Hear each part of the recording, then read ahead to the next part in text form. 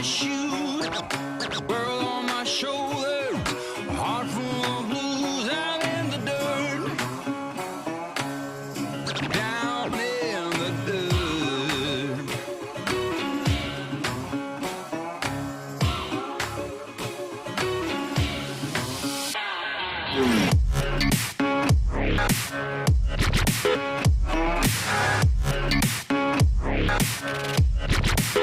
I've been a real bad boy on the town all night, starting to calm down with the morning light. I'm in the dirt, down in the dirt.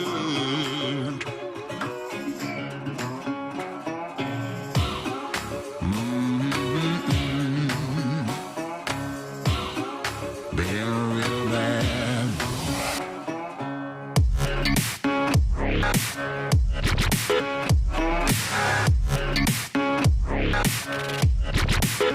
I've been a real bad boy on the town all night, starting to calm down with the morning light. I'm in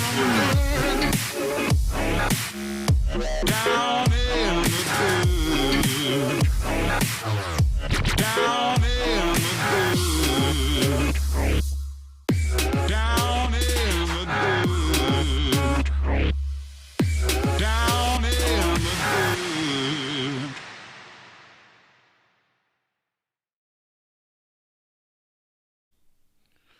All right, we are live on another Friday afternoon. Hopefully your week is going a little better, and a little better every week we get through this quarantine. Stuff's starting to open back up here in Alabama, so that's good and bad, I guess, depending on how you're looking at it. But hopefully you get out, you get a little sunshine, and you have some time to enjoy this stream this afternoon. I'm going to fix myself just a little bit of Wellers as we allow people to kind of file in.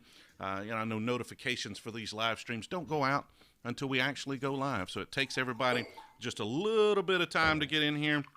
But today, I've got a little Weller Special Reserve, one of my favorites. I love a good wheated bourbon, and so I'm gonna pour myself a drink here. We've got a fun stream lined up for you. I know a lot of people are giving me a little bit of a hard time about 2 Shopify streams in a row and talking about Shopify and having somebody from Shopify on the stream. But I want to clarify some things real quick for everybody out there. We are not a live stream about a particular platform. I love the platforms that we support, but and I want to create content around them, but what we're looking for is the truth. We're looking for ways of helping merchants do better e-commerce. And so Shopify is one of those areas where I need to know more because we don't support the platform. And so this live stream is and always has been about me going out to find answers, to find experts in topics that I want to learn more about. And Shopify is one of those topics. So when Loren reached out, VP and GM, like we went pretty close to the top here. We went to the top of Shopify Plus. And so when he reached out and he's like, what do you want to talk about? I was like, everybody says Shopify is not flexible. And that just can't be true. Like, it can't be true. Maybe there's some truth in it. Maybe it's one of those remnants of, previous problems people had with Shopify. So let's get to the bottom of that. Let's stream about it. I don't have a ton of questions today, so I want questions from you. This is and always has been, as it is about finding the truth, it's about getting your questions answered as well. So first, though, all of this stuff doesn't pay for itself. So I'm going to run our ad, which has absolutely nothing to do with this live stream. Magento hosting has nothing to do with a live stream about Shopify, but I am happy to have Mage Mojo as a sponsor, and I hate hosting, which I guess is in itself a reason to look at SaaS because hosting sucks. But let's run that Mage Mojo commercial here. The following broadcast is sponsored by Mage Mojo. And I want to take a minute and talk about Magento hosting, because Magento hosting is a lot like hauling stuff in my Tundra here. It's about having a tool that is sized properly for the job. This Tundra's great if I'm on the farm and I want to tow something like my old pickup truck here. But what if I wanted to tow something bigger, like, say, a space shuttle?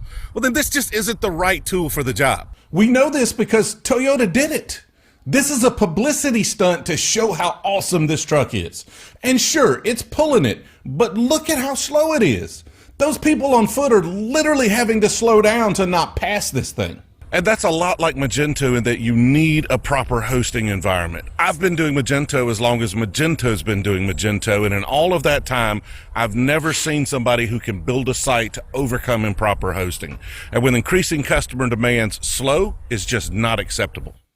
MageMojo understands the needs of Magento merchants because they focus only on Magento hosting, and they've built a reputation as a premier Magento hosting provider. They've built an incredible Magento cloud hosting platform so that their customers enjoy the speed, reliability, and scalability of cloud servers. And if you geek out about technical details, ask them about how they provide automatic horizontal scaling for free. With cloud hosting from MageMojo, there's no more worrying about flash sales or Cyber Monday traffic. If you operate a Magento store, then you need to check out MageMojo Hosting. The link is in the description of this live stream, or you can just go to magemojo.com. That's MageMojo.com.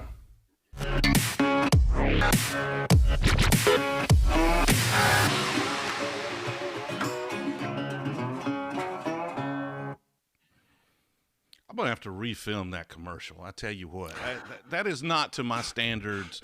Like the green screen, you could see like half of my face is green. The audio's, it is not to the new standards of the new studio. I'm going to have to reshoot that whole damn thing, but we'll get to that some other time. For now, fix yourself a drink. Welcome to the stream. Loren, thank you for joining us. If you would, introduce yourself.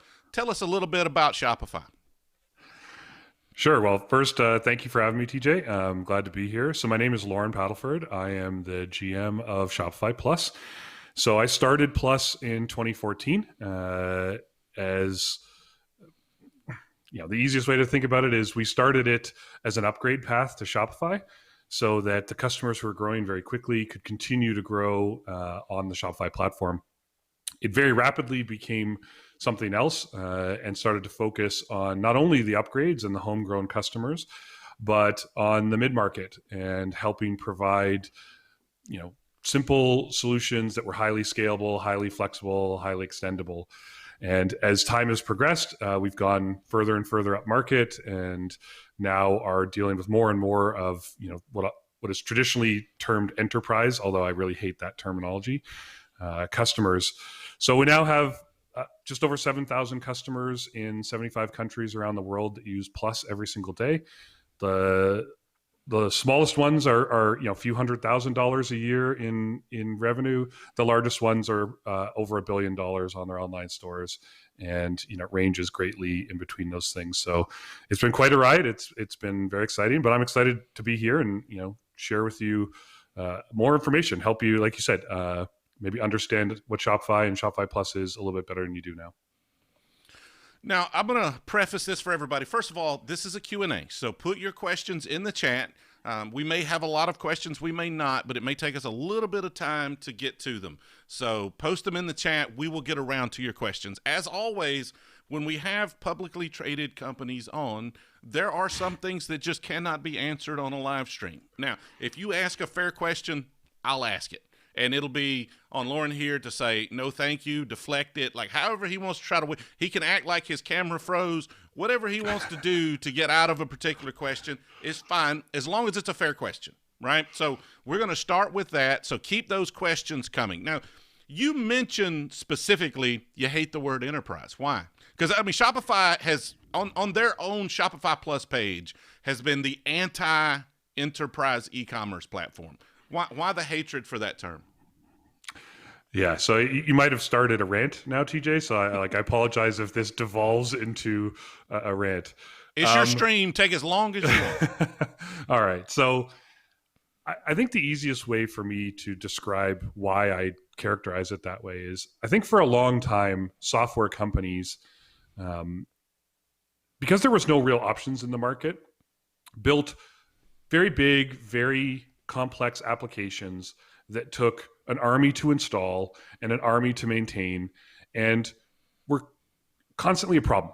So I'll give you an example. Software is the only market I can find in the world where the more you spend on software, the worse it gets. I've never been able to find any other place that's like this. It's like you go up into the larger and larger, I've termed them the mafia software companies, the 5 biggest software companies. And the outcomes that customers get just get worse, despite throwing tens of millions, hundreds of millions of dollars at it. And so I think enterprise is a terminology used by that software community to describe a pricing model, but also to convince their customers of a position in the world. That because their customers are big, they require big, heavy, expensive applications to get the outcomes that they want. And that has existed a long time. Enterprise is a pricing category as well. And so it allows people to price things at the enterprise level. And I just think that we've moved on. Technology has moved on from that. That is not the case anymore. This separation between software you can use and the enterprise no longer exists. And so I think that we need to come up with a better way to describe software than this market orientation. You're either SMB software or your mid-market software or your enterprise software. Why can't you be all of them? Right? Why do you have to re-platform to get some new capability? Why is the enterprise exclusively oriented to the very largest customers who have the biggest budgets? It's fiction, right? More than it is reality, especially with technology in the state that it is today. So I think it's a good way for people to feel okay about spending lots of money is they bought enterprise things. It's a good way for the enterprise software companies to convince people to spend lots of money is you bought an enterprise platform. And it's increasingly not a technological reality. It's a marketing reality. So we call ourselves the anti-enterprise. It's more accurate. I don't care about the enterprise. I don't think about the enterprise. It's not the terminology. It's not the customer discussion that we're having. We think software like Shopify has been built to be flexible no matter what size you are. And so why label yourselves one or the other? Well, it's definitely one of the problems our community, coming from open source software has had is like, where is the line for enterprise? And so, your argument is there is no enterprise, right? There's software and there's, the right fit and not the right fit, but it's not necessarily a complexity or a size problem. So how would you define it? And you had mentioned specifically that's not the conversations you're having with merchants. So what are those conversations? Yeah. So I think the conversations we have are about outcomes. What outcome are you trying to achieve? What is the goal that you have?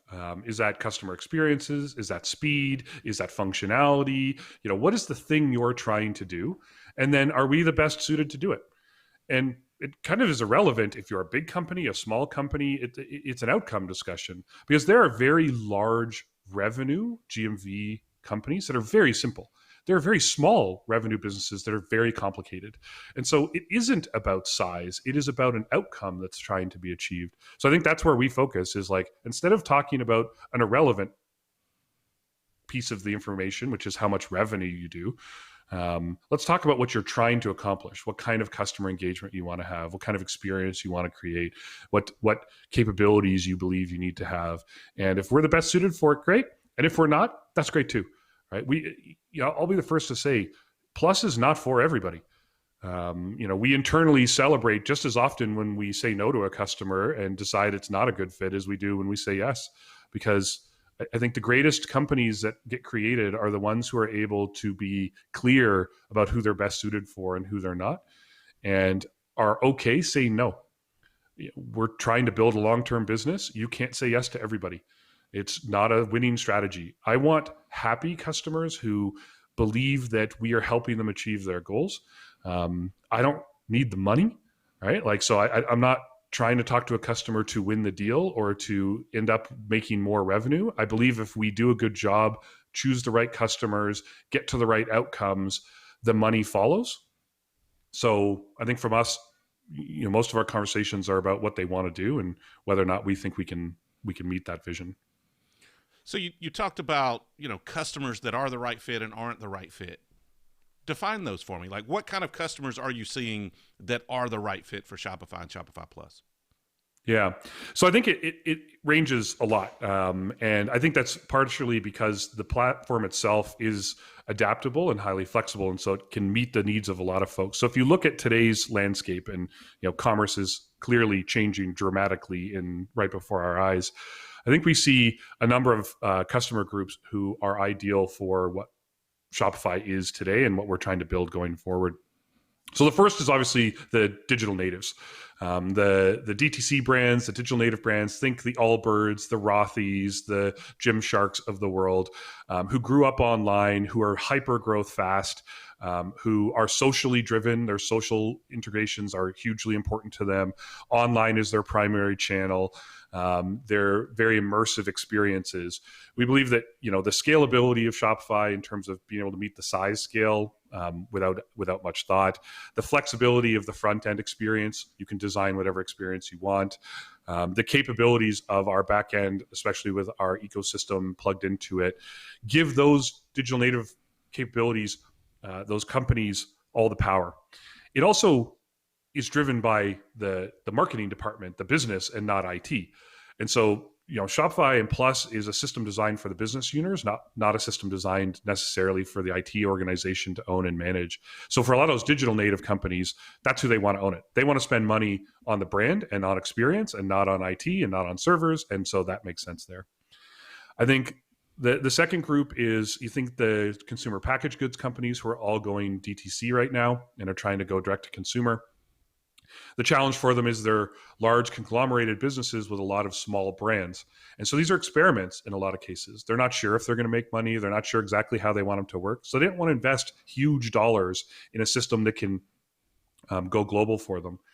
And so Plus gives them that flexibility to launch quickly. So in the last couple of weeks, we've launched Heinz in the UK in 5 days. We've launched Lindt in Canada in 7 days. We launched Prince's in the UK in 4 days. This is that experimentation capability, but also knowing that you've got a big platform behind you, a reliable, safe application, and should it work, you can scale up and you won't have to go and buy something else. So I think that's group number 2. I think legacy retail. COVID is a time machine that brought 2030 to 2020, and it also brought the digital revolution with it. So everyone who thought they had another decade to get to digital first is realizing they now have another 2 months to get there, or else their customers will move on. So large portions of legacy retail fall into this category. They were on legacy applications that are anchors around their necks. And so they're looking to both platform for cost reasons, so to get out of heavy architectured applications that have huge teams associated with them, to get more flexibility, more extensibility. And so, many of them are talking to us because that's what we are, is we can launch them quickly. The support costs for us, we have a large customer who has said what they used to be able to do with 200 people, they can do with 20 on Shopify. And so these are, significant advantages over, the legacy platforms. And then I think anyone that's, primarily been bricks and mortar and is thinking now, especially about that omni-channel space, going online quickly and merging the two. So you can do buy online, pick up in store, buy online, pick up at curbside, those kinds of things. Are also looking at us because it's that rapid deploy, it's that easy upkeep, it's that total cost of ownership, it's that flexibility and extensibility that allows them to do all the things they want to do. So I think there's, those are kind of the 4, on top of the Shopify customers who just keep growing and moving up our own stack. Those are the 4 big kind of customers that we see in our pipelines, we see talking to us all the time, and we see moving over to Shopify and to Plus on a daily basis. So on the flip side of that, who do you see coming to you where you're like, you're not the right fit? Yeah. So I think that's a really good question, and that there is definitely customers like that. Here's the easiest way to think about it is, if what you have is very complex back-end processes, right? Very complex inventory management capabilities.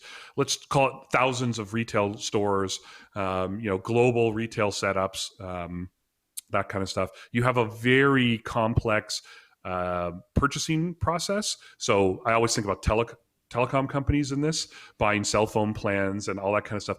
That's not us, right? I mean, it's not, there's too much bespoke in all of that. And so we aren't a bespoke platform. I say this all the time. We don't custom build software for anybody. There's no amount of money you can pay Shopify to custom build you something. We just won't. It's not our strategy. This is a distributed SaaS application. Everyone's running on the same code base. That's an advantage to the platform, but it's a disadvantage if you want a highly customized solution. And I distinguish customized from configured. You want a lot of specific functionality in admin and things like that. We are probably not the best option there. We at the moment, now I will say, depends on what horse you want to bet on over the next 5 years. At the moment, if you're a large retailer and in store and all the POS systems are like the thing that drives your business, and that's not us yet, right? We released our brand new POS. You're 50, 100 stores. Yeah, we got you. We can make this work. But you're hundreds of stores. This is going to be a challenge. I think Shopify isn't quite ready for that yet. And so, we often have customers who come over and bring us the online, but keep the offline with someone else while we work towards it on the roadmap, but it's not there yet.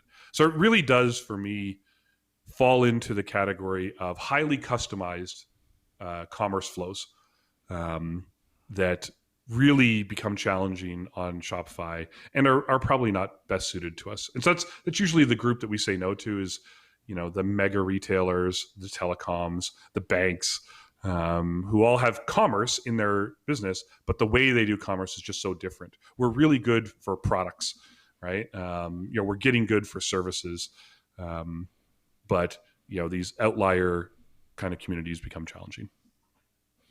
All right, now we're getting some questions in the chat. I'm going to get to those in just a second for everybody that's watching. I've got one last question here that I'm going to prime up that I'm sure somebody's going to bring up in the chat. And when we were looking for which SaaS platform we were going to support, it was down to Shopify and BigCommerce. Now, we do a ton of automotive, large data sets, fitment data. Like there's some real challenges in automotive. They're going to have huge SKU counts, things like that. But the thing that really turned us off on Shopify were the API limits, like just how fast we could synchronize that data. And so a lot of people instantly look to that and say, this is a sign that Shopify does not scale. So what would your rebuttal be to the fact that, APIs in enterprise software, which I know we've already said enterprise software is a bad term, but if you're trying to do a lot and you're trying to integrate a lot, APIs are important and they're extremely limited in Shopify compared to just about any other platform. Yeah, so I think there's perception and reality. So I'm going to address this. So for clarity, the largest customer in Shopify has about 3 million SKUs. So this isn't a SKU count question. It is a throughput question. Shopify itself has over 400 million products and SKUs on the application. You have to remember, at scale, Shopify is the second largest e-commerce platform in North America, only behind Amazon. So it is a hugely scaled application and therefore runs extremely fast. But it is a centralized distributed SaaS application, which means the APIs are being hit by everybody. And so we throttle them. We manage the API key access to protect everyone, to protect the system. So there's a difference between I run on my own servers and I can unlock all of the API keys and burn my own building down, to I'm going to burn a city down with 1 million inhabitants. And so this is what we're protecting for when you see us put the limits on the APIs. That said, they are limits and we adjust them when we need to. And so there are customers in our ecosystem on Plus running much higher API call limits than the average. It's part of the Plus offering as we unlock some of the API keys. We also have the ability to go much further than that and give people what is, potentially an unlimited API key. We always caveat that by you probably don't need that and be careful because you might blow up your own store. But I think there is really good reasons why we keep the API keys limited in the normal circumstance. But this is not for our large customers that are pushing back and forth data from their ERPs into Shopify on a regular basis and updating tens of thousands, hundreds of thousands of SKUs. We also have large automotive customers like Ford and Audi and stuff like that running on Shopify. So we have the same thing happening now. I think that we just work with them to figure out what is the API limit they need, and then we build that around them. It's not that we can't do it. We just don't want to unlock it for everyone because most people don't know how to drive it at that level. And, we'll do things that will harm their own stores. But it's within our capabilities. It's just we don't let everyone have an unlimited API key just because they signed up for Shopify. Sure. And I'm assuming, just to clarify, that capability is Shopify Plus only, and there is a cost associated with raising the API limits. Yeah, and that is because, if you look at Shopify, there's over 1 million customers in 170 countries. These things take more management on our side and expose the platform to more risk. That's okay. We have systems to manage that. But it is Plus exclusive because predominantly that's the only group who really needs it, right? They are the largest of the customers. And so it is a feature of Plus to increase the API limits. And there also is a function of the keys. So I think people talk about single key limits, and it's like you can get concurrent keys, and so you can run against it in a different way. And again, these are just features that we end up talking to customers about during the onboarding process. I think what gets bandied about is what you can read on our website, which is the limit of a single key. And it's like, wow, there are many, many ways to get data transfer to go faster than just putting a single key onto it. So it's one of those things where, and I think you were watching the stream a little bit last week. I think Shopify is a genius in this strategy. I firmly believe you can confirm it, you can deny it. I don't know, whatever you want to do. But I think you guys are a genius at putting bait out there and saying, here's some things, we got limited APIs, or, we're going to be expensive with the payments. And then when you actually talk to merchants, it's a little bit negotiable. But everybody you're selling against is selling on those features. And then you look like the hero by not being rigid as people assume you're going to be on those things. I think that it's an astute observation. I'm not sure I'd describe it as bait. I think it's our recognition that customers are different. And so, look, you can put out information and it's pretty genericized. It's marketing data. It's valuable. It kind of describes at a top level the platform. But the truth is we have a globally scaled application that's hugely powerful and flexible. But then 99% of customers don't need that. And so, instead of using that as your prime marketing material, use what 80% of the world wants to know, and then talk to the 20% about what they want to do and extend Shopify to do it. And I think that's been our strategy all along, is that 80-20 concept is, 80% of what everybody needs, we're going to do. And then the 20%, we're either going to figure it out or we're going to admit it's probably not us who you need to use. And so that's how you get so many customers on Plus who are way different than I think people expect.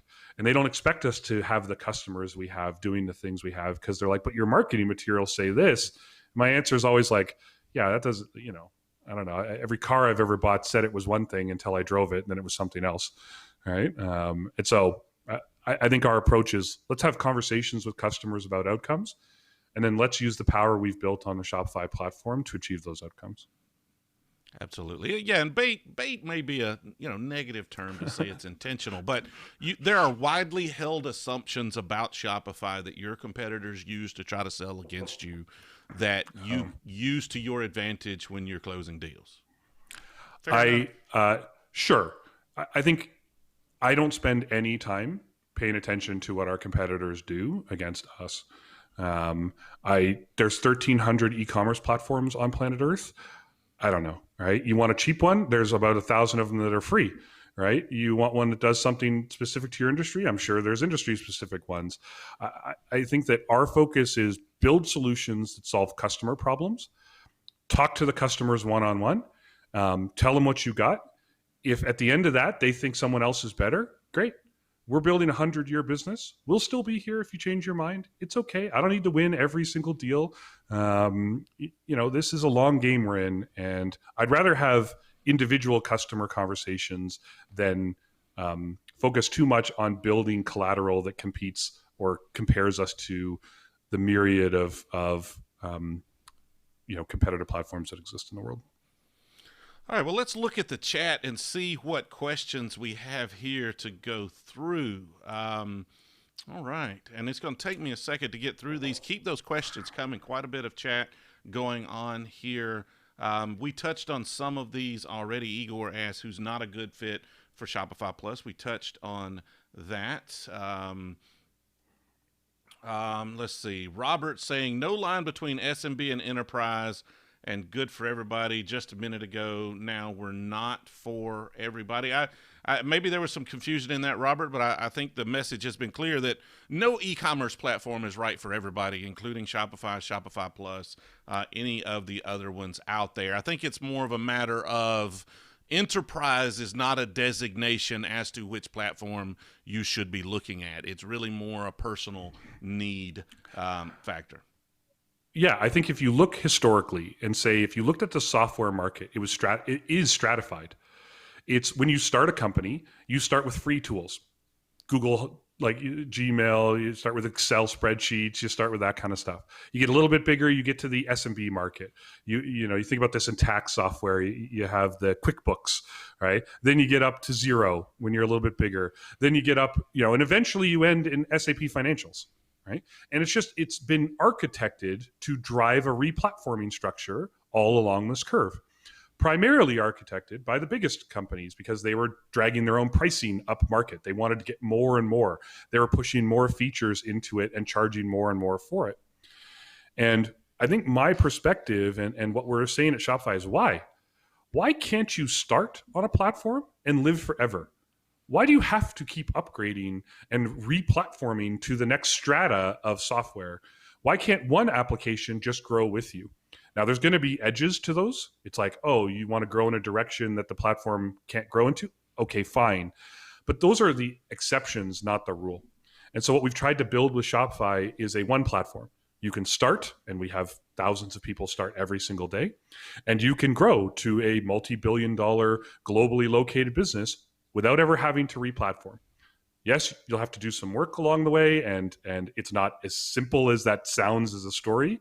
But that's what we're trying to build. And that's where I say this delineation between what is an SMB, what is an enterprise, is largely marketing and not reality.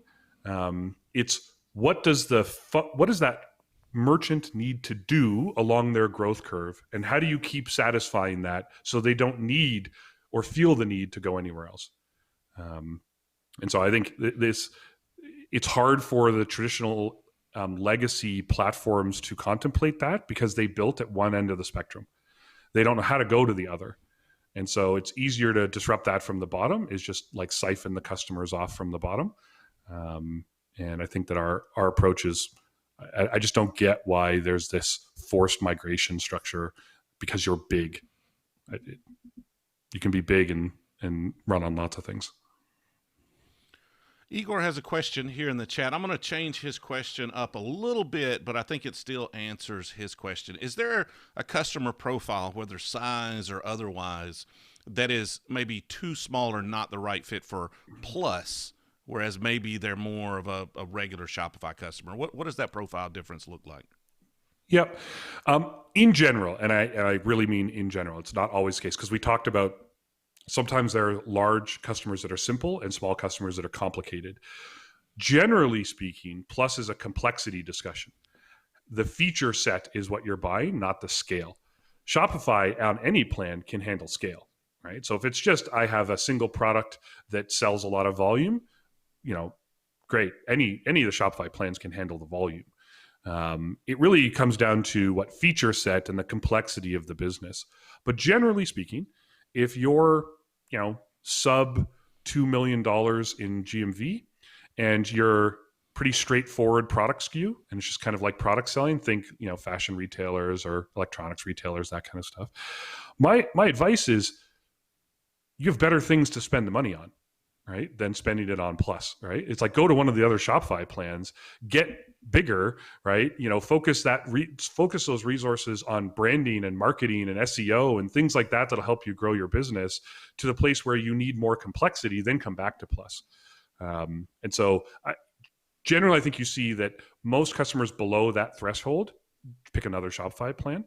and above that 2 million, really start to see the value in Plus because they use Flow, they use Launchpad, they customize checkout, a bunch of the stuff that the Plus customers and the Plus feature set is oriented for. So that's a real generality, and it's not perfect, but it's kind of the way I think about it. To me, it's more an economic discussion. It's like if you're less than $2 million in revenue, like most of you have better things to spend your money on than the complexity that Plus will allow you to do, because you're not at the scale where that's super valuable yet. All right, so I've got a couple more questions on LinkedIn. I'm going to finish those, and then I'll jump over to the YouTube questions. So we're going to get to all of them here. Justin in the chat. I'm going to kind of paraphrase his question here, but with a lot of e-commerce platforms, the ecosystem benefits more when customers spend more. Higher development costs, ongoing maintenance, things like that benefits the ecosystem versus those dollars not being there. So how does Shopify incentivize that ecosystem to come on board when they may actually lose out on revenue? Yeah, I think it's access. So, Shopify is the biggest customer base of any e-com platform in the world. And so if you have an application, a service, something, and you're trying to get that seen by millions of customers around the world, like, we are the fastest way to do that. I think innovation, we provide a platform that's constantly innovating and constantly providing opportunity. And so where you might be sacrificing a few dollars here or there, the access to a larger customer base, the access to an innovative platform, the access to the marketing support and partner support that we provide probably far counters that. And then, we are rev sharing with our partners, right? So that they can take advantage of the customers they help us bring and the customers they help support. So I think, this is a long-term play for us, and our ecosystem has been a huge reason we've been so successful. Is largely, in one sense, Shopify is the fastest integration platform in the world because you can plug and play so many new features and extensibilities with our ecosystem. But in large part, I think our partners see us as an opportunity to leverage for themselves, to get access to a huge customer base, and to be part of an innovation curve that is faster than anything else that's available. And, this is why you have partners of ours that are Plus exclusive and also Shopify exclusive that are tens of millions of dollars, are heavily investable by the VC community, are growing super rapidly, and in their own rights are some of the fastest growing software companies in the world, built on the back of Shopify. So it's an exciting ecosystem and beneficial both ways for sure. Gus's question in the chat here is Shopify is great for B2C. What about B2B? Yeah, so we've not been great at B2C. Or B2B, sorry. I agree. We are pretty good at B2C. B2B is, as your listeners and viewers know, it is like a much more complicated environment. We built a wholesale channel, and it's a very basic version of B2B functionality, and it's used by a lot of customers, and there's billions of dollars of GMV flowing through it all the time. But it is limited. It is not a full function platform. Last year, we purchased, like Shopify, but it was Plus, went out and purchased Handshake in New York. Handshake was a B2B platform focused exclusively on B2B. And we are committed to the B2B space and committed to making B2B solutions as flexible and extensible as Shopify is as a whole. And so what I'd say is expect to see a lot of movement from us on that front over the next number of months. It's a big market. We think we should have a play in it, and we're putting the resources toward it to make it better. So it's definitely something we want to improve at. It isn't great at the moment. We get that, but it's a place that there's a lot of focus on for sure. All right, I'm going to jump over to YouTube and start taking some questions. Keep those questions coming in LinkedIn. We've got about 21 minutes left to go here, so I'll come back to it if we get through all of these YouTube questions. And Puck916 has a very, very specific question. I'm going to try to read this. Hopefully we understand it and can get you an answer. If not, Puck, if we can't get this figured out, shoot me an email, hit me up on Twitter, and I will get you an answer. But he says specifically, in Magento, we made a super configurable product. think about a bunch of configurable products like pants and jackets with genders and size, and then a super configurable called a set that lets you pick a pant ABC and then a jacket ABC and then drive into the attributes. So it sounds like a bunch of configurable products basically grouped together into a bundle. Yep. Is that something that you can do in Shopify? It's okay. So the shortest answer is maybe. And so here's why I say maybe is the configuration tools. Sure. Right. Like we have thousands of stores running full custom configuration, clothing stores, shoe stores, that kind of stuff. So that's not a thing. The bundling is where it gets a little trickier on Shopify. And the core application itself is not great at bundles. There are apps in our ecosystem that allow you to create the bundles. So plugging them in will allow you to do bundles, but it does depend on the specificity, which is a lot of the case in Shopify. Is it depends on what exactly you're trying to do.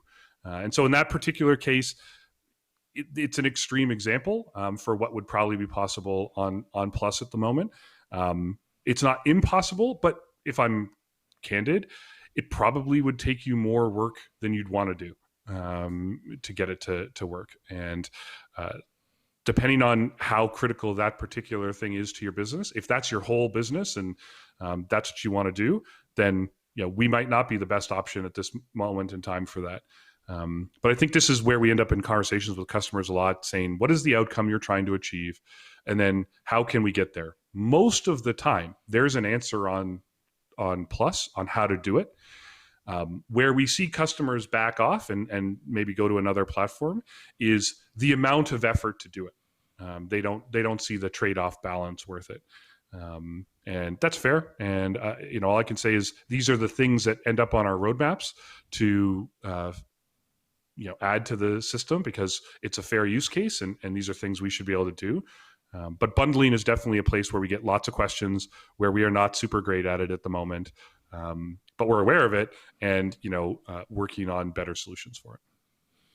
All right, Robin Jones in the chat here. Robin's question, again, I'm going to try to clarify. Robin, if I don't get the clarification right on this, let me know. But Robin's question is it possible to specify URLs one-to-one from an existing site on Shopify Plus? So I'm not 100% sure how to read that. Like, Robin, are you saying, are you trying to copy URLs from one site to another, or are you migrating to Shopify and you want control over your URL structure? If you would, just clarify that in the chat, and I'll get you an answer. All right. So Matthew's question is: some of the draw to the mafia, your term, is their ability and willingness to work on red lines and SLAs for large merchants. Shopify doesn't offer this. It's another commonly held belief that Shopify won't redline. Does Shopify Plus offer this? Okay, so let's separate the contract from an SLA for a second. Shopify doesn't have SLAs. So here's the reason, and this is a choice on our part, and it's largely my choice. Is an SLA is usually an agreement to do two things. One is to respond. So in a given period of time, something happens, someone will respond to you in some predefined period of time. And the second is to recoup some monetary funds if you're down. Okay. So as I mentioned before, Shopify is a distributed application, so everyone's running on the same code base. And so what I say to customers, this is an ongoing conversation, is if Shopify is down, nobody's calling you. Okay, let's just put it on the table now. No one at Shopify is going to call you and tell you we're down. The reason is we're trying to put the platform back online. And, if you're down, that means other people are down too. And so I don't care what agreement you have. I guarantee you want us to focus on putting this platform back online more than you want us to call you. So that's A. So we're never going to call. So that eliminates the use of SLA number one. And then cost recovery. I have never seen an SLA that cost recovers anybody, even a fraction of what they've lost in downtime.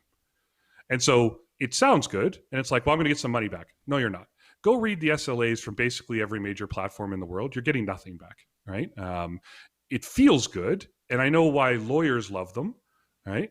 Because you can check it off and be like, well, we have some guarantees. okay, I run a business that relies on the platform being online. If it's unreliable, Shopify doesn't exist. So our stance on SLAs is like they are an antiquated version of reality, right?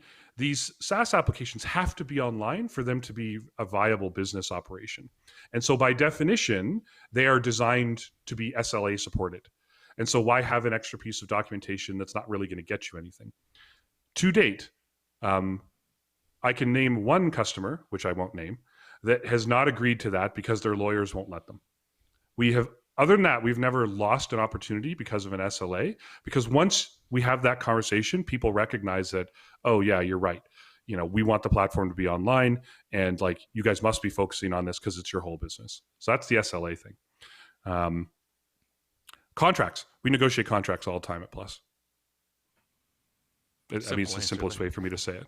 Yeah, I mean, like, most of the time we don't have to. I would say that 80 to 90% of our customers sign our agreements as is because they're straightforward. They last for 1 year. They have 30-day outs in them, which allow you to leave them if you want to.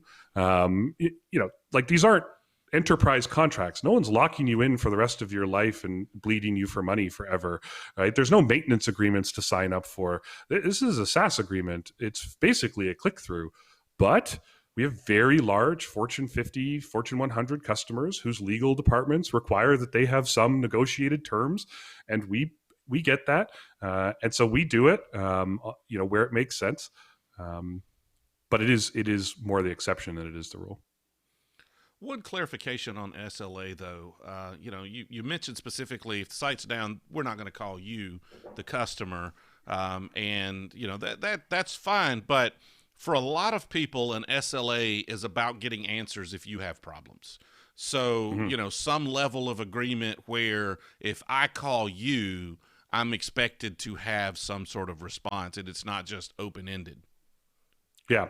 So we have a couple of support structures. We have our 800 line, which is 24/7 human staffed, right?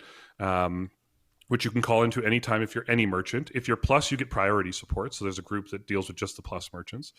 Plus merchants, depending on where they are in the ecosystem, either have fully dedicated MSMs, merchant success managers, account managers, or group account managers, and they can contact them. Now, the truth is, and this is hard sometimes for us and for customers, in the middle of an outage, no one knows why yet. It's technology. This is complicated technology. The answers are not readily available sometimes in the middle of an outage as to what exactly is going on. Because of the nature of our platform and the internet, it might take us a while to be able to answer the question. Now, I think what you're reflecting is, should we be proactively providing updates as to where we are, even if the answer is we don't know where we are? The short answer is yes, we should. We have not done a great job of this. We have status.shopify.com, which you can go to, and it tells you a little bit of information about what's going on, and is updated on a semi-regular basis. That's getting better. We're updating it more. And we are looking at ways to provide more available information during downtimes. It's a challenge because of the complexity of what we're trying to communicate. And whether or not we even know.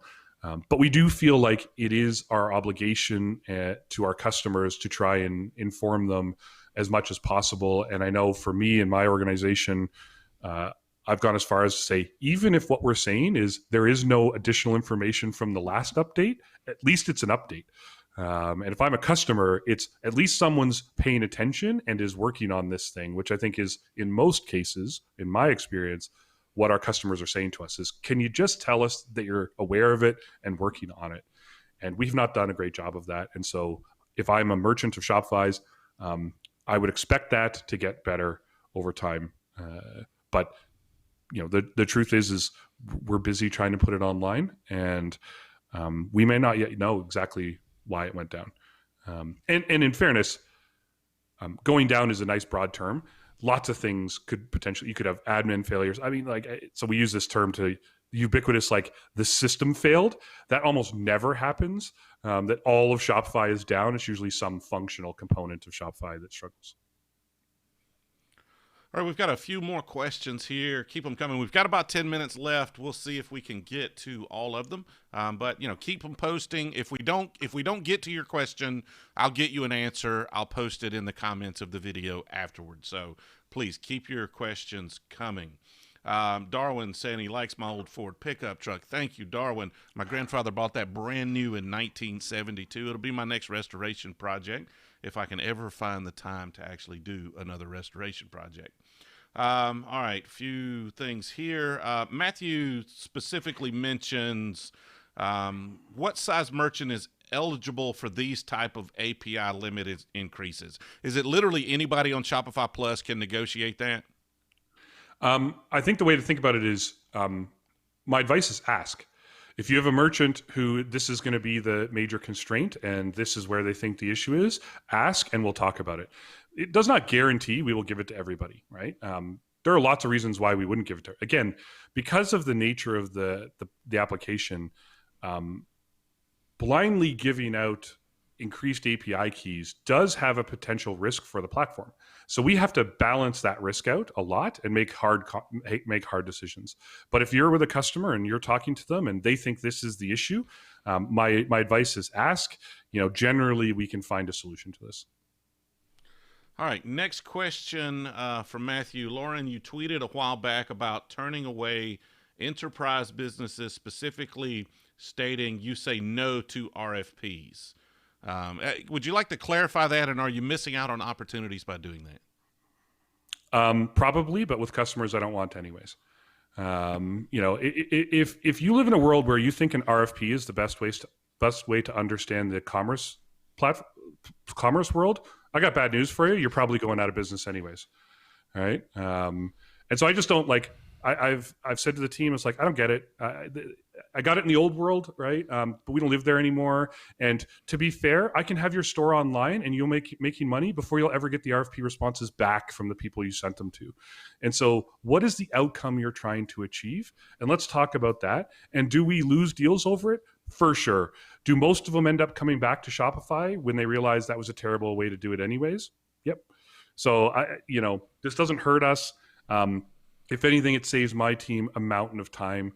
There are always exceptions. We have done RFPs, but they are very, very rare, and the team has to convince me to do them, and they almost never do.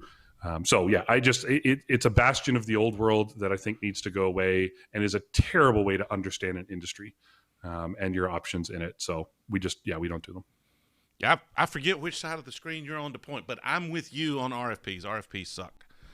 Don't do RFPs. Don't do RFPs. I'm going to tell you another reason. Most of the time, you're already lost by the time you got it because someone wrote the RFP. Okay? Companies almost never write their own RFPs. They have a consultant do it. They have the current vendor. In my life, and my life previous to Shopify was with the Mafia. And so I have written so many RFPs for customers that I wrote so that I was the only option that would win. They put their logo on it and sent it out to 5 other platforms just to feel like they went through the process. That is the way they work. You were almost always out of the loop before you ever got the RFP. This misnomer that you can create some beautiful solution and document that's going to convince someone, it's just not how they work. And so it's another reason why we don't fill them out is like, if I didn't write them, I can't win them. Yeah, literally the last RFP that I even talked to, like we didn't bid, I even talked to, the stipulation in the RFP was we could ask no questions ahead of time. We had to fly to Denver. We had an appointment at 1 o'clock. We had 1 hour to ask our questions, and our proposal had to be in by 5 p.m. Yeah. Like, give me a break. How my question to the teams and to customers who send RFPs is, how do you want to be successful? Because this way isn't the way. And it's cool, I get it if you want to do it, but like I want successful customers and I can't figure out how we can make you successful when we're in the dark. And so I'd rather just pass. And someday if you change your mind, let us know. Again, we're building a 100-year business. We'll be here. But we're not filling out these docs. All right, Robin, got some clarification on Robin's question in the chat here about URL structures. And Robin's asking particularly about control over URL structure for product and categories. Do you have control Shopify notoriously has like product in the URL or category Yep. or something like that. Do you have more control in Shopify Plus, or is it pretty much the same thing? It's the same. This is the distributed SaaS application. It's the same structure. I think generally, I see this question come up for two reasons. One is SEO value. I don't want to lose SEO value, so I want to copy the links over. There's ways around that. We can help with that. But the shortest answer to that question is no. I mean, our URL structure is designed in a way that applies to Plus as well. And the next question, jumping back over to LinkedIn, we've got a few minutes left here. Igor's question, I don't know how much you can talk about this, but again, I'll ask the question.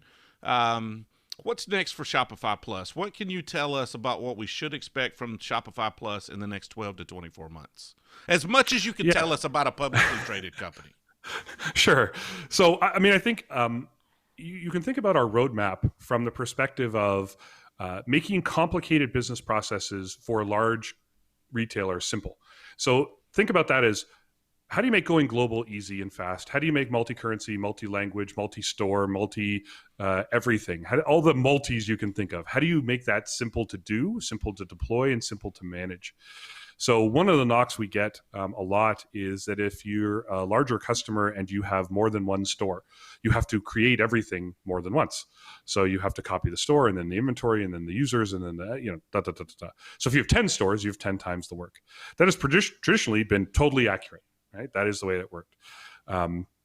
What is rolling out now and we will continue to work on is centralized admin, so that you can manage multiple stores, multiple users, multiple applications, inventories from a single central backend, making this global deployment, global management, global ownership much, much easier.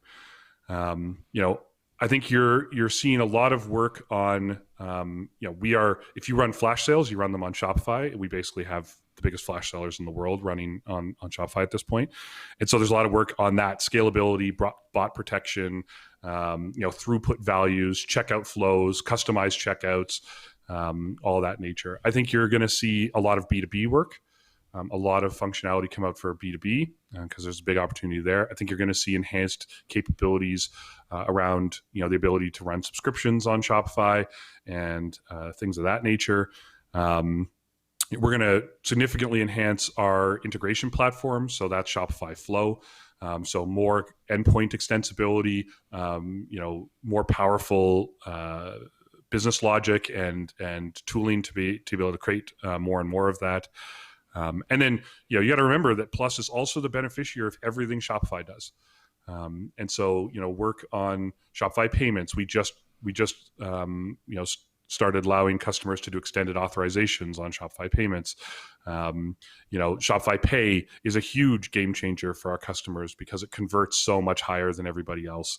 And so it's helping them get customers. Shopify Fulfillment is a large opportunity for the Plus merchants to start using our own internal fulfillment capabilities. So the nice part about Shopify is, there's 3,000 engineers working full-time to make features for our customers better. And a lot of those features are valuable for Plus.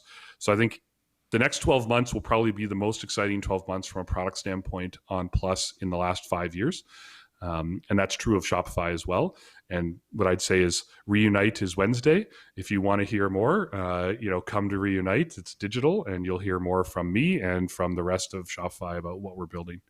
But it's an exciting time, and I think we're gonna be pushing pretty hard into some of the super complex capabilities that the largest merchants in the world need.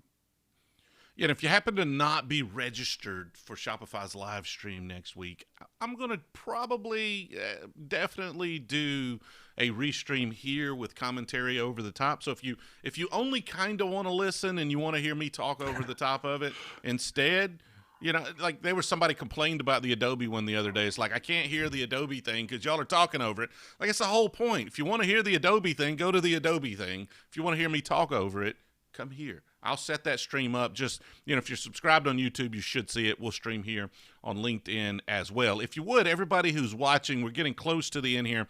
Do me a favor and hit the thumbs up button on this video. Whether you're on YouTube or whether you're on LinkedIn, really helps us spread our message here so we can continue to get people to come on. They're like, look at all of this engagement, so helps us out a little bit. So if you would do that. Brian says I missed his question. If I missed anybody else's question, I apologize. LinkedIn is still a little buggy when it comes to these live streams, and so sometimes messages just kind of roll off the top.